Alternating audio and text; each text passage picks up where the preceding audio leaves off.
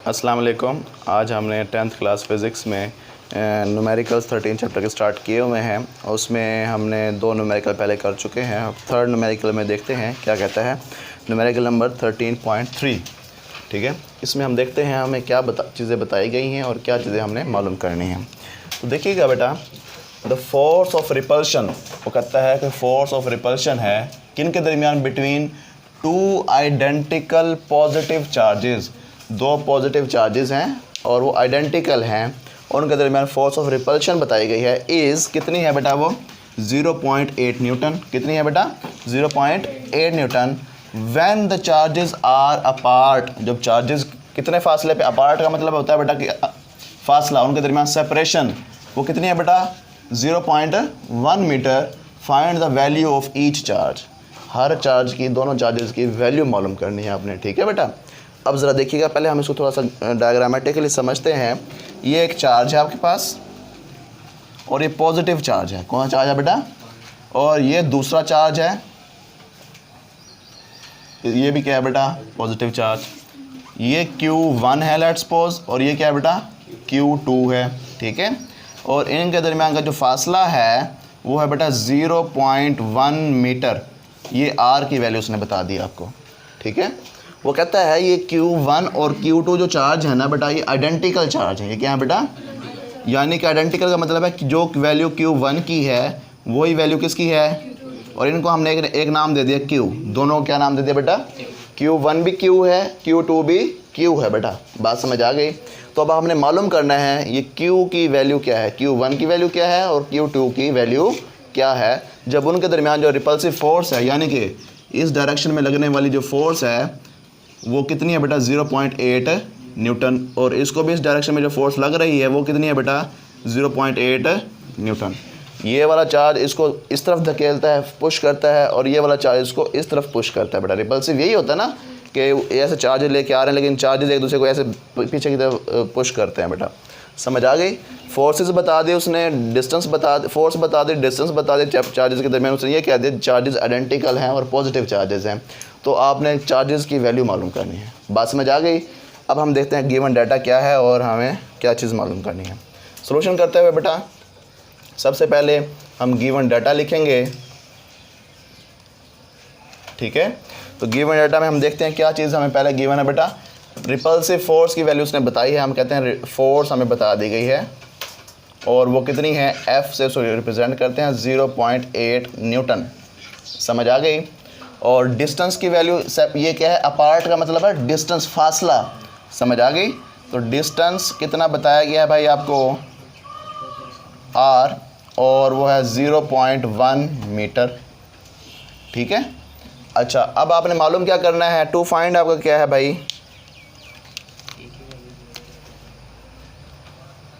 To find, हाँ बेटा, to find में करना है, find the value of each charge. Charge की वैल्यू मालूम करनी है दोनों पार्टिकल्स के ऊपर बेटा, ठीक है। Find the value of each charge, यानी कि वैल्यू ऑफ चार्ज, यानी कि आपने Q1 मालूम करना है जो कि बराबर क्या होगा किसके, Q2 के। उसको आपने नाम क्या दे दिया बेटा, Q का, और ये आपने मालूम करना है। समझ आ गई बेटा बात। Q1 को Q2 के बराबर होगा, Q2 Q के बराबर होगा। इन की वैल्यूज़ मालूम करनी है आपने, ठीक। Q1 मालूम करना है, Q2 मालूम करना है, यानी Q मालूम करना है। सोल्यूशन करेंगे बेटा, कैलकुलेशन करेंगे इसकी, कैलकुलेशन। अब बेटा देखो, हमें तो पता है फोर्स का फार्मूला क्या होता है। We know that F is equal to, लिखेंगे we know that according to the Coulomb's law, लिखेंगे बेटा है,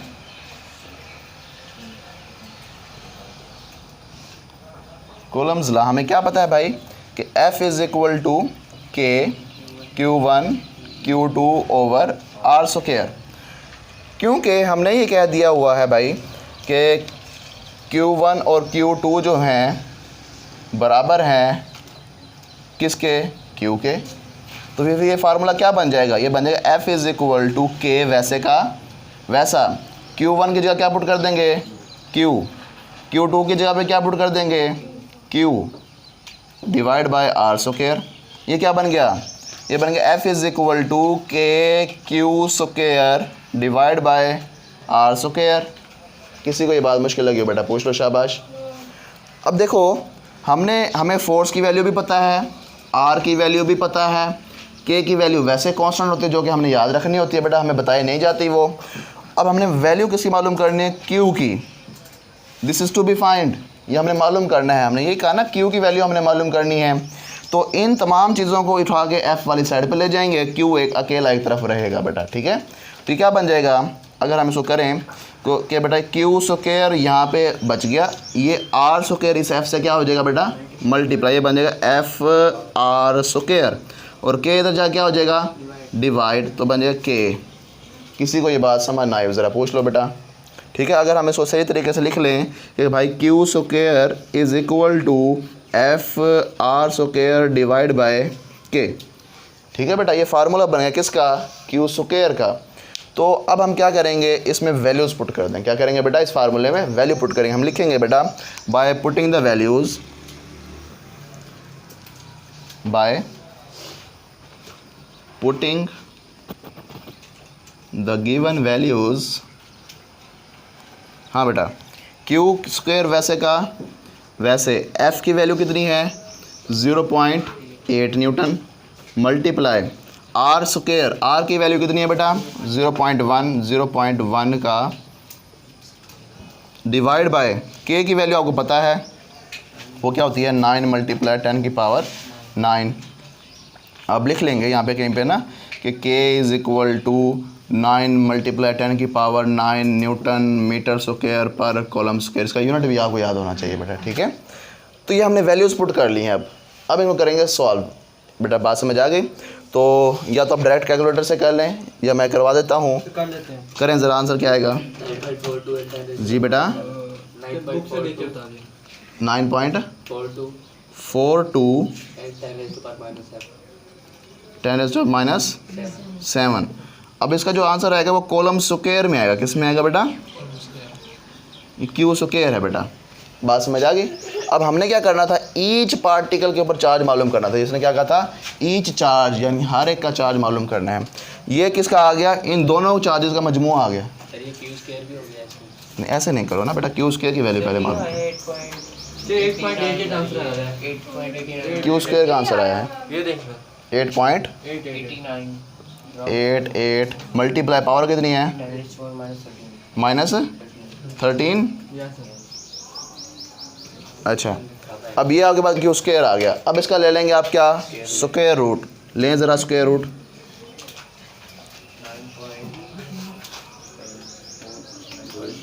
हम लिखेंगे taking square root on both side, तो इसके वैल्यू का क्या ले लेंगे, स्क्वायर रूट।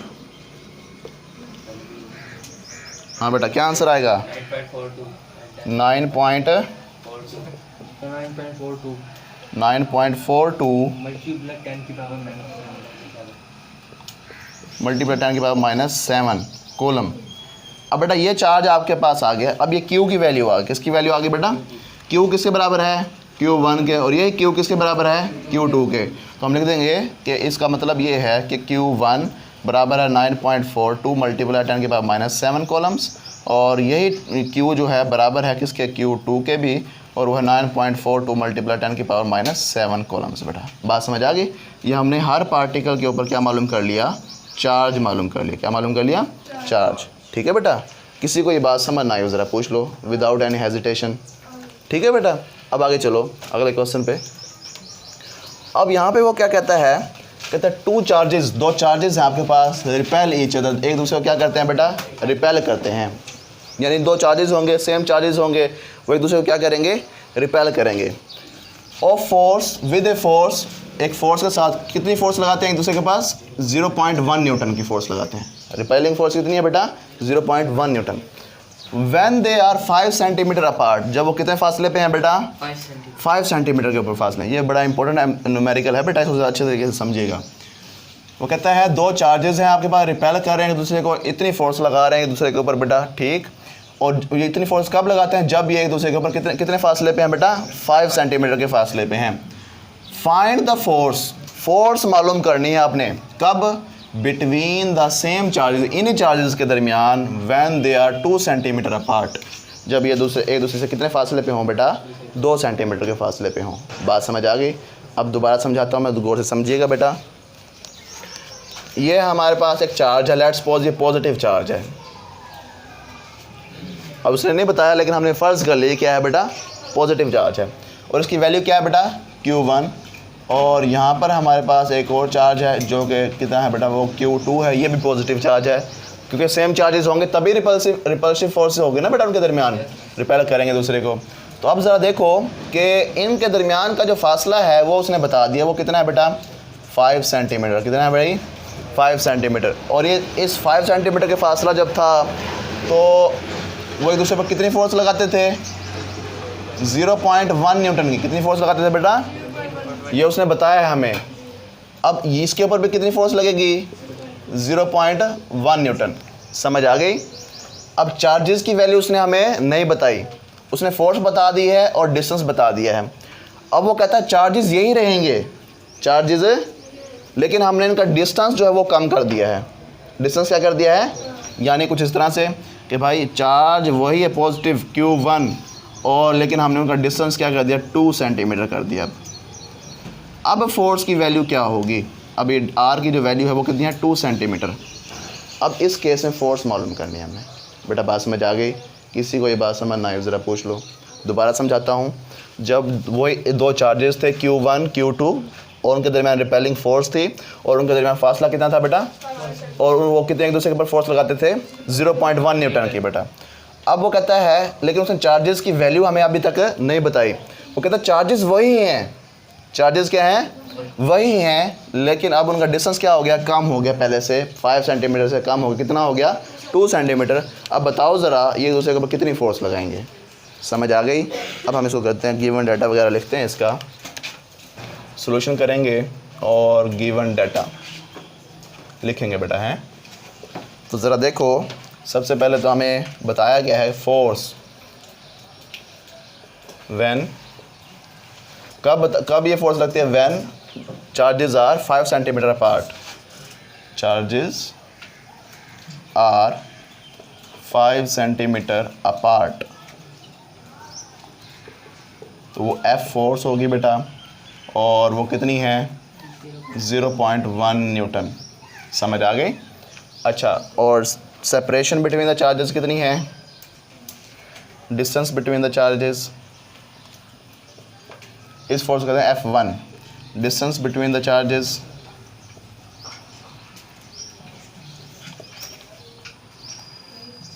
और वो है बेटा R1, और वो कितना है बेटा, 5 सेंटीमीटर। कितना है, अगर हमने सेंटीमीटर को मीटर में कन्वर्ट करेंगे तो क्या करेंगे, 100 से डिवाइड कर देंगे, यानी R1 is equal to 5 divide by 100 metre. We can write it as 0.05 metre. बात समझ आ गई। अच्छा जी, अब ज़रा देखो, अब आपने करना क्या है, फोर्स मालूम करनी है कब, जब डिस्टेंस कितना हो गया बेटा, अब लिखें डिस्टेंस बिटवीन द चार्जेस, और चार्जेस की वैल्यू R2, डिस्टेंस ये पहले वाला डिस्टेंस R1 था, अब क्या डिस्टेंस हो गया R2, और वो है बेटा 2 सेंटीमीटर। अब R2 को हमने अगर मीटर्स में कन्वर्ट करना हो तो बेटा 2 को डिवाइड कर देंगे और ये मीटर में कन्वर्ट हो जाएगा, तो आंसर क्या आएगा, 0.02 मीटर। बात समझ आ गई, मुश्किल बात तो नहीं कर दी हमने कोई। अब हमने करना क्या है, टू फाइंड क्या है हमारा, हमने फोर्स मालूम करनी, क्या मालूम करनी बेटा, ओ सॉरी, टू फाइंड की हेडिंग देंगे, हेडिंग के साथ फिर यहाँ पे क्या लिखेंगे बेटा, फोर्स। सारी बातें यही लिखेंगे, ये वाली जो मैंने यहाँ पे डाटा में लिखी है, लेकिन इस 5 सेंटीमीटर की जगह क्या लिख देंगे, 2 सेंटीमीटर। समझ आ गई। Force when charges are 2 centimetre apart. बात समझ आई। ये F2 की वैल्यू आपने मालूम करनी है। ठीक, अब हम करते हैं इसका कैलकुलेशन, स्टार्ट करते हैं इसकी कैलकुलेशन। अच्छा, अब गौर से समझना बेटा, गौर से समझने वाली बात क्या है, ज़रा देखिएगा कि अगर हमने क्या मालूम करनी है, F2 मालूम करनी, क्या मालूम करनी है, F2 मालूम करना। ज़रा देखिएगा, उसने कहा कि चार्जेस यही रहेंगे, चार्जेस द सेम चार्जेस, क्या रहे हैं बेटा, जो पहले चार्जेस थे वही बाद में चार्जेस हैं, लेकिन डिस्टेंस क्या हो गया, चेंज। पहले डिस्टेंस कुछ और था, अब डिस्टेंस क्या हो गया, कुछ और। अब देखो, अब हमें F2 मालूम करनी है, तो F2 के लिए कॉलम्स ला लगाएं अगर, तो K Q1 Q2 over R square, ये फार्मूला है, जनरल फार्मूला हमारे पास। हमने क्या मालूम करनी है, F2, तो F2 के लिए तो डिस्टेंस यहाँ पे क्या होगा, R2, बात समझ आ गई। अब देखो F2 हमने मालूम करना है, ये हमें पता नहीं है, Q1 और Q2 की वैल्यू भी हमें नहीं पता, बात समझ आ गई। तो डायरेक्ट हम F2 का ये फार्मूला नहीं लगा सकते, समझ आ गई। इसको कह देंगे ये इक्वेशन नंबर 1 है हमारे पास। ये क्या है बेटा, इक्वेशन नंबर 1 है, ठीक है। अब हमें किसकी वैल्यू पता है, हमें पता है F1 की वैल्यू, किसकी पता है, तो तब उसके लिए कुछ पहले हम F1 से कुछ रिजल्ट्स निकालेंगे, वो रिजल्ट्स हम यहाँ पे पुट करेंगे बेटा, फिर ये F2 का फार्मूला हम लगा सकते हैं, ठीक है बेटा। तो ज़रा देखिएगा, हम क्या कहेंगे, we know that for F1 now, क्या नाउ बेटा, F1 is equal to K Q1 Q2 over R1 का स्क्वायर, R1 का स्क्वायर। अब ज़रा देखो, F1 आपको पता है, ठीक है, R1 की वैल्यू भी आपको पता है, K कांस्टेंट है, Q1 Q2 की वैल्यू यहाँ पे भी आपको नहीं पता। यहाँ पे सिर्फ एक चीज़ अननोन है, product of Q1 and Q2। यहाँ पे दो चीज़ अननोन थी, Q1 और Q2 का प्रोडक्ट, और F2 की वैल्यू भी आपको पता नहीं थी। तो इक्वेशन तब ही लग सकती है जब तमाम चीज़ें आपको पता हो, सिर्फ एक चीज़ अननोन हो बेटा, फार्मूला तब अप्लाई हो सकता है। अगर दो चीज़ अननोन हो तब वो फार्मूला अप्लाई नहीं हो सकता बेटा। ये वाला फार्मूला अभी अप्लाई नहीं हो सकता, इधर ये वाला फार्मूला भी अप्लाई हो सकता है, क्योंकि यहाँ पे सिर्फ Q1 और Q2 की वैल्यू, प्रोडक्ट जो है वो अननोन है, बाकी तमाम चीज़ें हमें पता हैं बेटा, ठीक है। तो अब ज़रा देखो, हम क्या करेंगे, हम इस फार्मूले के से Q1 और Q2 की वैल्यू मालूम कर लेंगे, क्योंकि हमें यहाँ पे रिक्वायर्ड है बेटा, ठीक है। इस R1 को तो जाके मल्टीप्लाई कर देंगे, K को जाके क्या कर देंगे, डिवाइड। हम लिखेंगे नाउ, सो इस फार्मूले से क्या बन गया, Q1 Q2 वैसे का वैसा रखा रहा है यहाँ पे, और ये R1 इधर जाके क्या हो जाएगा, multiply is equal to F1 multiply R1 square. समझ आई बेटा। इस K को जाके इधर क्या कर देंगे, डिवाइड बाय K, बात समझ आ गई। अब देखो ज़रा, हम इसमें क्या करेंगे, वैल्यूज़ पुट, क्या करेंगे, वैल्यूज़ को क्या कर देंगे, पुट कर देंगे। तो Q1 Q2 वैसे का वैसा, और F1 की वैल्यू क्या है बेटा, 0.1 इंटू R1 का स्क्वायर, R1 की वैल्यू क्या है, 0.05, और इसका क्या ले लेंगे, स्क्वायर। अब K की वैल्यू आपको नहीं बताई गई, लेकिन वो आपको पता है, कांस्टेंट की वैल्यू है बेटा। कांस्टेंट वैल्यू क्या है, मैं यहाँ लिख देता हूँ कि K is equal to 9 multiply 10 की पावर 9 न्यूटन मीटर स्क्वायर पर कॉलम स्क्वायर बेटा, बात समझ आ गई। तो अब ये हमारे पास क्या है बेटा, Q1 Q2 की वैल्यूज़ हैं, और अब K की वैल्यू हम ये वाली इधर डिवाइड कर देंगे, 9 मल्टीप्लाई 10 की पावर 9। अब हम इसको करेंगे क्या बेटा, सॉल्व, ठीक है। सिर्फ आप इसको सॉल्व करें, इसका स्क्वायर लें, इसको मल्टीप्लाई करें 0.1 से, और इसकी पावर इसको 9 से डिवाइड कर दें, आपके पास आंसर आएगा कोई ना कोई। दोबारा बताओ बेटा, 2.7 मल्टीप्लाई -14 कॉलम स्क्वायर आएगा बेटा, ठीक है। ये आपने क्या किया, Q1 और Q2 का प्रोडक्ट मालूम कर लिया, जो कि आपको यहाँ पे नहीं पता था, इस फार्मूले में रिक्वायर्ड था, और इसमें आपको F2 भी रिक्वायर्ड थी, आपको नहीं पता है इसका। तो ये फार्मूला पहले हम लगा नहीं सकते थे, अब हम लगा सकते हैं, क्योंकि इसकी वैल्यू हमें क्या हो गई है, मालूम। कहाँ से मालूम हुई है बेटा, यहाँ से, बात समझ आ गई। किसी को ये बात मुश्किल लगी हो पूछ लो बेटा। अब ये Q1 और Q2 की वैल्यू हमें मालूम हो गया, हम यहाँ पे पुट कर देंगे, हम लिखेंगे putting the values in equation number 1। ये इक्वेशन नंबर 1 है ना, हमने पहले इसको नाम दिया हुआ था, तो हम कहेंगे इस इक्वेशन नंबर 1 में वैल्यू पुट कर दें। लिखेंगे बेटा, putting the values in equation 1। Equation 1 में वैल्यू पुट करें बेटा। Equation 1 is equal to F2, हाँ बेटा, K की वैल्यू कांस्टेंट है, ये वाली वैल्यू हमें अभी हमें पता है, 9 मल्टीप्लाई 10 की पावर 9 वैसे का वैसा, Q1 और Q2 का प्रोडक्ट, Q1 और Q2 का प्रोडक्ट अभी हमने निकाला, मल्टीप्लाई 2.7 मल्टीप्लाई 10 की पावर -14, ठीक है बेटा, डिवाइड बाय R2 का स्क्वायर। R2 की वैल्यू ये हमें पता है 0.02 होल का स्क्वायर। बात समझ आ गई। अब बच्चे यहाँ गलती कर देते हैं, यहाँ पे वो सिर्फ ये न्यूमेरिकल वैल्यू लिख देते हैं, यूनिट नहीं लिखते, और यूनिट लिखते हैं सिर्फ कॉलम लिख देते हैं। कॉलम यूनिट नहीं होगा क्योंकि दो चार्जेस मल्टीप्लाई हो रहे हैं, column multiply column, column square होगा बेटा यहाँ पे। बेटा बात समझ आ गई, तो ये कॉलम स्क्वायर लिखना है यहाँ पे। अब बेटा बताओ ज़रा इसका आंसर क्या आएगा, 0.62 न्यूटन। समझ आ गई। तो ये हमारे पास आंसर है बेटा इसका। अब गौर करना ज़रा, हम इसको चेक भी करते हैं हमारा आंसर सही है या गलत है। अब बेटा देखो, फोर्स और डिस्टेंस के दरमियान रिलेशन क्या है, डायरेक्ट रिलेशन है, इनवर्स रिलेशन है, इनवर्स रिलेशन है। डिस्टेंस के बढ़ने से फोर्स क्या हो जाती है, और डिस्टेंस के कम होने से फोर्स क्या हो जाती है, बढ़ जाती है। पहले डिस्टेंस ज़्यादा था 5 सेंटीमीटर, तो फोर्स कितनी थी, 0.1 न्यूटन, फोर्स कम थी। अब डिस्टेंस हो गया कम, अब फोर्स क्या हो गई है, ज़्यादा। बात समझ आ गई। तो हमने इसको, इस रिलेशन को भी चेक कर लिया कि वाकई हमारा आंसर सही से है या नहीं है। ठीक है बेटा। If you have any question about the lecture you can ask freely in the comment section. अल्लाह हाफिज़।